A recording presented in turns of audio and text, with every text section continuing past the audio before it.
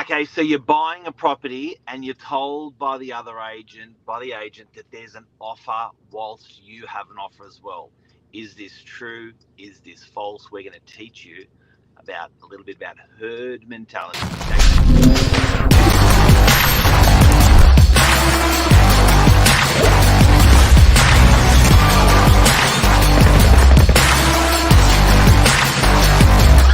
I'm the ringleader, so listen up.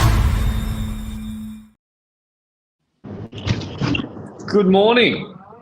Top of the morning. How are you? Excellent, Mr. SILJIC. How are you? I'm doing well, thank you. Now, for people I'm that excited don't about know today's topic. Michael, I want to give you a rollout, Michael. For people that don't know Michael and Michael SILJIC is a agent dealing probably the most amount of buyers on the Northern Beaches. So very, very well qualified to talk about this topic.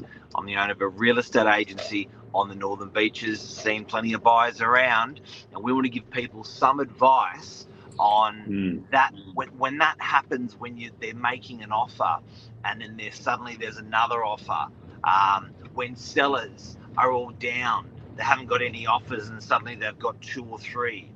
Is this fact? Is this fiction? How to spot the bullshit? Tell us more, Michael. Tell us more. Yeah, I think it's going to be a really useful topic today for a lot of buyers out there to sort of break the mold of what stereotypically might happen in the marketplace and what we see. So we're going to give you guys some of our observations when we see buyers buying properties, some of the good things I think some of the buyers do, some of the mistakes some of these buyers make, and to hopefully help navigate it for yourself as well. So the whole topic today, and yes, interest rates on hold, everyone. Public service announcement yesterday, 3 months in a row. I think all mortgage holders out there will be very happy that their repayments are not going up even further. And even we started to see some banks start to cut some of their variable rates as well. So interesting times. Interesting, very. So herd mentality, and what we're finding, and this is something that's age old as well. This is not something that's recent in the marketplace. This is something that has been happening as long as I've been in real estate. I'm sure for as long as you've been in real estate, Mark, which is where buyers like to feel safe with other buyers around them. And by that, I mean, when you're buying a property, you as a buyer, whether you say it or not, want to feel like I'm buying something that is a good property, and that is proven through social proof of what other buyers want as well, aka other offers on the property, other people interested. Well, it's sort of like, well, I guess you can turn around the other way. Buying is scary. Buying into what, sorry? Isolation. It is very scary. And this is the thing that a lot of buyers are scared of, and what I would like to unpack with it. Buyers feel more confident buying in competition, irregardless of whether they pay a premium price for a property. And I'm going to give a couple of case studies shortly. Irregardless of whether they pay a premium or not, they feel more confident when they buy it when there's lots of other people around them, versus irregardless of how good a property is, when you're a buyer and you're the only one on a property, and that might be for a number of certain reasons, people still have that hesitation. Irregardless of whether the property ticks every box for them, they still have that hesitation going, oh, if I'm the only one looking at it, is there something that I'm missing? Am I the only person looking at it because I'm the silly one? And so it's pretty interesting because what you're saying can also you're talking about a specific buying of a specific property. You could almost go global with your philosophy of what you're talking about, because if you think about it, if you think about stupid times to buy is when everyone's buying, yet instinctively that's when people are most comfortable to buy. Correct. It's, you can see it in the markets. You can see it in COVID with toilet paper. You can see a range of examples with it. throughout the course of everyone's buying. But a big thing that I wanted to unpack with it was break the mold. Break the mold with it. It's really interesting when I find that sometimes we have some properties for sale and they might not be the most crash hot property, nothing wrong with them, but they're not the most amazing property in the world. Yet a couple of people are interested. And then all of a sudden, when the buyers know that a couple of people are interested, they go, "Oh, there must be something good about that one." And everyone jumps in. And what might be a somewhat mediocre property sells for a record price. And as an agent, you go, "But I've got this other property that's even more amazing down the road. And for whatever reason, not as many people have put offers on that. So therefore, no one wants that one." And I find that when people follow this herd mentality, sometimes you can get yourself caught a little bit. And I really, really think that you just need to sort of think, I guess, independently when you're looking at properties. Just because there's not a couple of offers on it straight away at the moment does not mean it's a bad property. And vice versa, just because there's a few people offering does not make it a good property. But we're going to hold Luke accountable to what he's saying here. Luke's one of the best buyers agents in the country, and this is what he reckons about price rises in Ting. Yeah, Luke, I also agree with that comment, Mike. You nailed it there. When it comes to this FOMO on property, I think it's very, very important to remember the toilet paper philosophy, because it will save you money. You can almost hack just by understanding the thinking of people when buying and selling property when it comes to FOMO. Everyone loves to dance with the girl on the dance floor that's dancing with everyone, and the girl that's on the side of the dance floor that's dancing with no one. Sometimes they're like, should I ask her why is she not dancing with anyone? Toilet paper is the same theme. Buyers of property this morning is the same theme. It is. I saw something from what's his name? The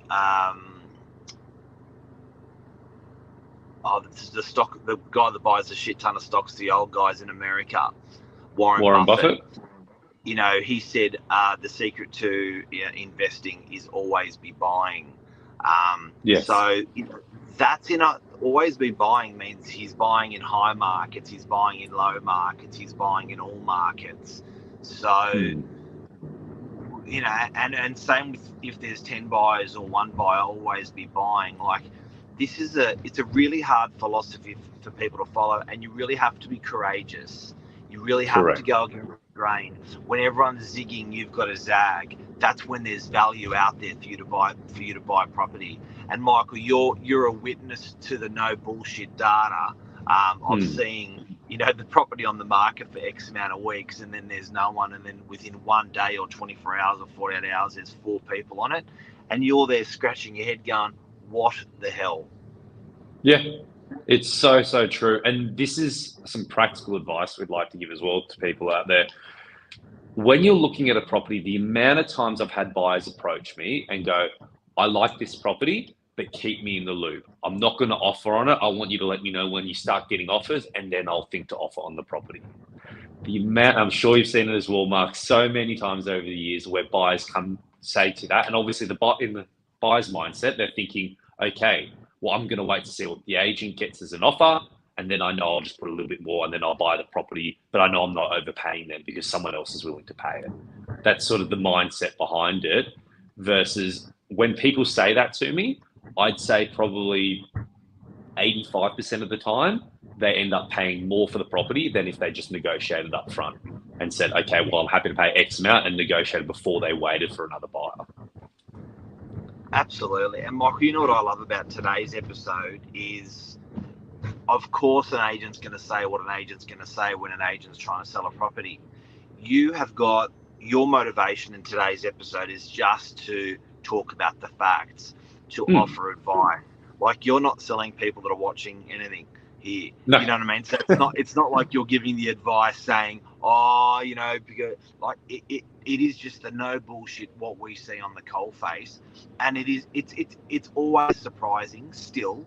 It's always thrilling still, And we always still scratch our heads when all these buyers turn up at the last minute. We're like, are you bloody serious? But it's that toilet paper effect. We've nailed it. Yeah, it's so true. And look, the bottom line is it's not going to change either. It's human nature. Human nature is not, we're not going to change human nature from our episode as much as we'd like to think we're changing the world. Absolutely.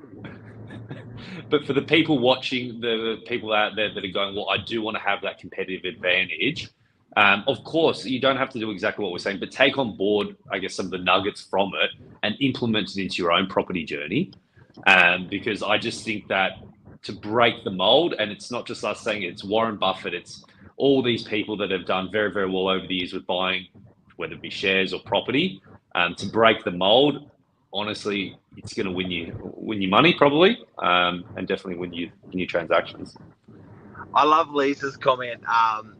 It's the weirdest thing because how do people know? Yeah. Like that herd mentality. How do people know of what the other people are thinking? But they all think what they think because everyone thinks. It's like, do they have a WhatsApp chat? Yeah. I love Lisa's comment because it feels like sometimes they do because everyone starts herding in one direction or herding. You know what they do actually, Mark? You know what it is? It's the news. It's the media. Irregardless of whether the media is right or wrong, if the media says the market's heating up, the market starts heating up. If the market tells you the properties market's getting cold, then it starts getting cold. Yeah. Well, look at what are the tickets for that chick that's coming to town, the concert? Oh, I'm not too sure. I'm too busy and working. Everyone, the herd mentality to buying her tickets. Everyone just went absolutely bananas buying tickets. But you think, I didn't even realize that girl was that popular, but it's that herd mentality, Taylor Swift. Thank you, Lisa. We're shocking with that. Everyone's on the ball this morning. And before we go, I've been noticing lately, if I use my hands a lot, I do get Luke's attention.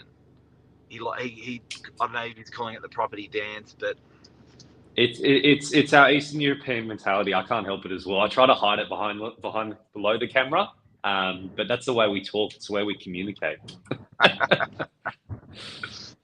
Guys, everyone, thanks for joining us this morning. I hope you enjoyed this observation. I hope you got some tips out of this observation in how you can act as a buyer, even a seller, in understanding.